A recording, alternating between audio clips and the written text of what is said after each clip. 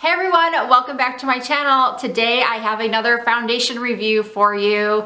If you're new to my channel, you might not know this, but if you've watched most of my videos, you know that a good number of them are reviews and specifically foundation reviews because like many of you, I'm always on the hunt for the perfect foundation. I personally have oily skin, large pores. I also have, I guess what you would call mature skin.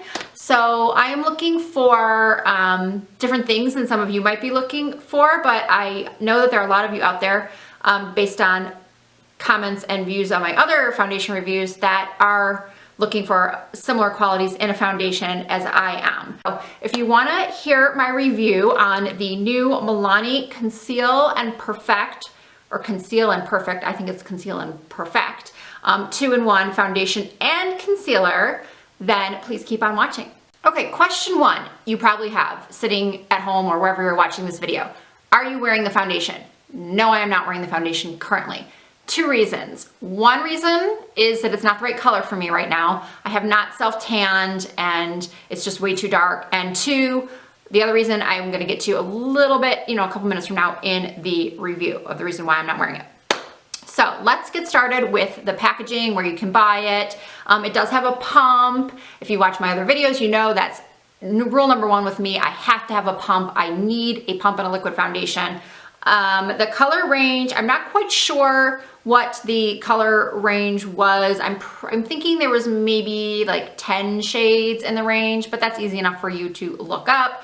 I find like certain parts of reviews are not all that important. You kind of want to get to the nitty gritty of what the foundation does. So I'm just going to get to that. It is available at, your local CVS, Walgreens, Target. I'm not sure where it is available out of the United States, but if you are in the States, those are the places that you can get it. So now the reason why I chose number 5 warm beige is because I, number one, do a lot of self-tanning in the summertime, well, in the spring and summertime. And then number 2, I always just like to add a little bit of color to my face. Some people may be highly opposed to that way of thinking, where I like to make my face a little bit darker and bring it down my neck. I've seen several YouTubers that use like 4, 5, 6 shades. It seems darker than their foundations. I don't do that. I go maybe like 1 or 2 shades darker than my foundation, than my actual skin tone, which is pretty pale. Now, the trouble with a lot of the testers where I shop, well, there aren't any. So a lot of times it's hit or miss with these foundations.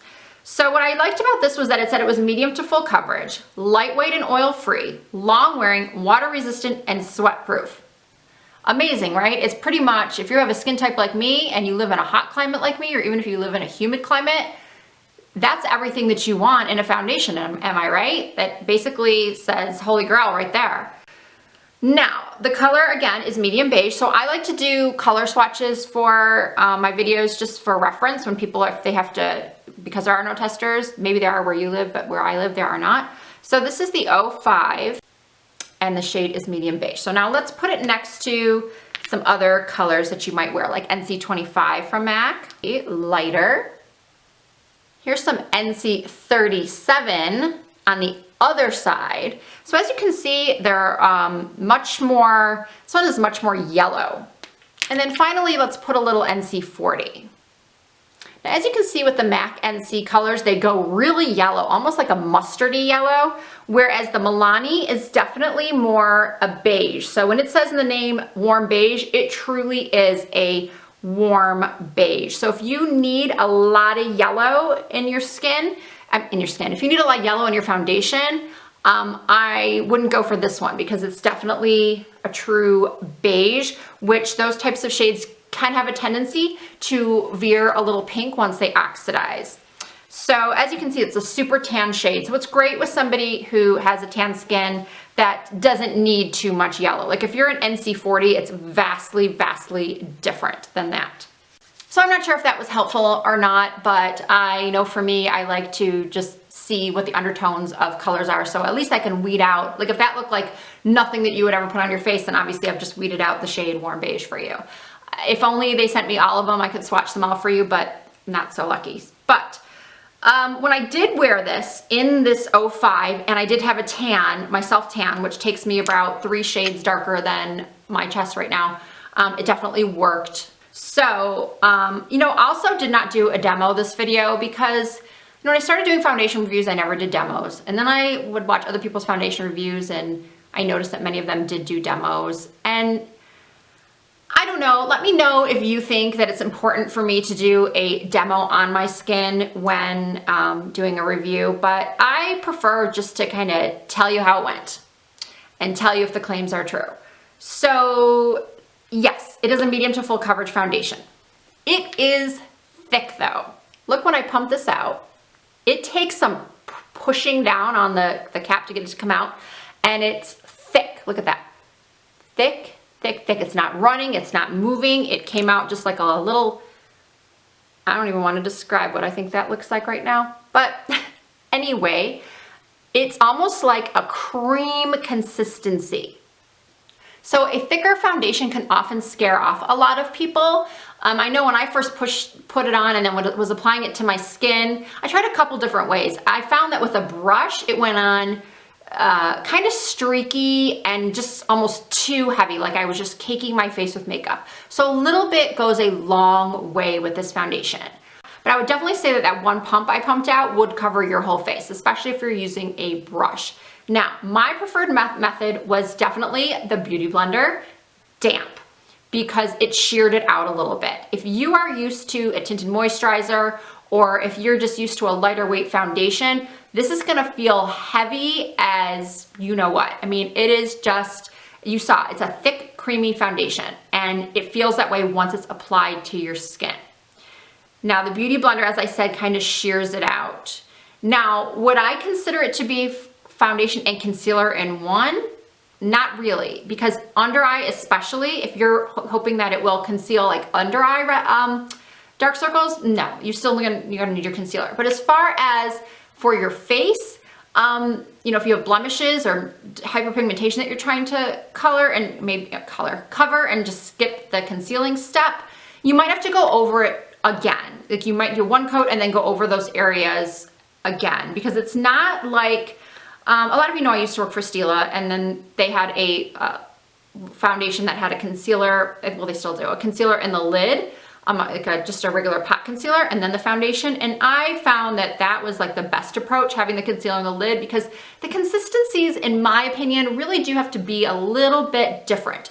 Because in order for concealer to stick, it has to have a little bit more of a tacky texture to the skin for the face specifically. Sometimes when they're thicker for under the eyes, that's no good, because obviously you don't want anything too thick and creamy under the eye. But back to this foundation specifically, I don't think that you can really say that it is an all-in-one unless you have pretty decent skin with not a lot to cover. In which case, then yeah, you could probably, if you have like little teeny marks on your face that are barely noticeable to the rest of us, then yes, it is your concealer and your foundation in one. Long wearing, yes, absolutely. I wear my foundation for 12 hours usually, and it definitely held up. It didn't disappear through my T-zone. It, you know, made me a little shiny. So I'm not gonna say it's oil controlling by any means, but that's not on here. It doesn't say that it is. Water resistant and sweat proof. Water resistant, I don't know. I know some people spray water on their faces to test out if a foundation is water resistant, and I'm sorry, I'm not going that far. Maybe I'll update this review once it's warm enough for me to go swimming, and I'll go swimming in it and I'll try it out for you. But sweat proof, I don't wear makeup to the gym, so, and it hasn't really been hot enough to say if it is sweat proof, but you know, I do get warm. I live in Las Vegas. It's been crazy roller coaster ride. It's been like 90 and then 60 and then 90 and then 70. So yes, I do sweat sometimes, and I have felt that overall, yes, those claims of being long wearing and sweat proof and medium to full coverage, yes, very, very, very true. Now, where I beg to differ a little bit is also on the lightweight portion of this, which is why I'm finally getting to why I don't have this foundation on currently. I do not like the feel of this foundation. especially at the end of the day. While I don't feel I'm excessively shiny, it's kind of reminiscent to me of the Clinique one that I reviewed. I can't even think of the name. I can link the video down below if I remember to do that. But it's the newest Clinique Concealer Plus Foundation in one. And maybe it's just what the extra whatever they put in there to, you know, the extra pigments or whatever to make it a concealer and foundation in one, but it made me feel greasy. And you guys know, if you've watched my other videos and my review of that foundation, I hate that feeling. I hate that feeling. Oily skin, the last thing we want is to just feel like we could fry an egg on our faces. It's just awful. And like if we took blotting powders, we'd go through an entire pack, or just, you know, an entire thing of blot powder. It just doesn't feel good on my skin, and it's just the one downside of this foundation. So I don't have it on now because I have a pretty long day ahead of me, and I just don't want to have to put it on and take it off, and I just really wanted to get this video out to you. I've been waiting to make it for you for like a month. I don't like to review a foundation after just 1 or 2 uses. I like to review a foundation after several tries in different types of weather and different types of situations. You know, it might be a day that I'm just sitting home, or it might be a day that I'm running around like a maniac, running errands or running my kids to wherever they need to go. So I like to wait and put a very comprehensive review up for you. So basically, overall with this foundation, I would definitely give it, if I were ranking it like out of 5 stars, I would give it like a 3.5 or a 4. And you're probably wondering like, well, why? I mean, you overall said it was a great foundation, except for that one thing. But for me, that's a pretty big thing. I don't want to feel like I want to run home and wash my face at the end of the day. So if you are not excessively oily, or maybe you like the Clinique foundation, that latest one, why can't I think of the name of it? Hang on, I gotta figure this one out. It's the Clinique Beyond Perfecting Foundation and Concealer. I do have a review of that. So that's the one I'm kind of relating it to. So if you love that one and you want like a cheaper alternative, then definitely go for this one, because overall it has great coverage. It's long wearing. I can't attest to the whole color range, but I mean, it looked pretty good to me. I think anytime a foundation has around, you know, like 8 to 10 shades, that usually covers the majority of people. Sometimes you do have to buy 2, but drugstore, at least it isn't as painful as having to buy 2 high-end foundations and mix. Because these are about, I think I got it at CVS, it was around $13.99, maybe $14.99. So yeah, drugstore foundations are getting a little bit up there in price. It is 1 ounce, pretty much your standard. Now, for my oily people like me, my super oily that are like, oh, well, that's a bummer. You're saying that it doesn't feel good and it's really greasy feeling and all that. I have discovered, if you want an alternative at the drugstore, I have gone back to something I think was one of my very first reviews. I don't even think I have it up on my channel anymore. I mean, it was like, I started a channel years ago, and then I maybe made 3 videos and then stopped making them. And I think this is one of the ones I reviewed. It is the CoverGirl Outlast Stay Fabulous Foundation. This does have an SPF 20, so it might not be the best if you're doing like any type of flash photography, but if you want a day-to-day foundation that's really gonna hold up, I, again, was so impressed with this. I don't know what possessed me to kind of whip it out of my foundation drawer and try it again, but I wore it for several days in a row and was like, damn, this stuff is really good. So unfortunately, I don't have that review up anymore. I deleted quite a few years ago, at least 3 or 4 years ago. But anyway, if you want, you know, I recommend maybe give this a try. A lot of drugstores here in the States, luckily for us, they do have great cosmetic return policies, so you can always just give it a try. Otherwise, if you just want to take my word for that greasy feeling, you can go for the CoverGirl Outlast Stay Fabulous. Not Stay Luminous, there is a Stay Luminous, but this is a Stay Fabulous. And then for a higher end, you can try that Clinique Beyond Perfecting.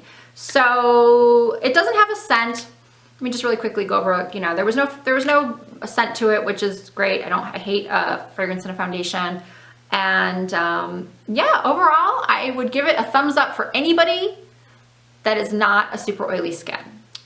So that is it. That is it for this review of the Milani Conceal and Perfect 2-in-1 foundation plus concealer. I hope that I covered everything for you. I hope that the swatches were at least maybe a little bit helpful. Let me know if you would prefer to see an actual demo on my skin in future foundation reviews, or if me just kind of telling you how the experience went is enough. So I guess I'll find out by the amount of like thumbs down I might get on this video. But please don't just thumbs down, just let me know. I appreciate your feedback so much if you tell me what was good or bad about these reviews, because I know they're really important when making purchasing decisions, and that's what I'm here for. I'm hoping to help you out some way or any way I can. So thank you so much for watching. Please subscribe. You can also follow me on Instagram and Snapchat. Both are at RISADOESMAKEUP, and I'll see you all very soon. Thanks for watching.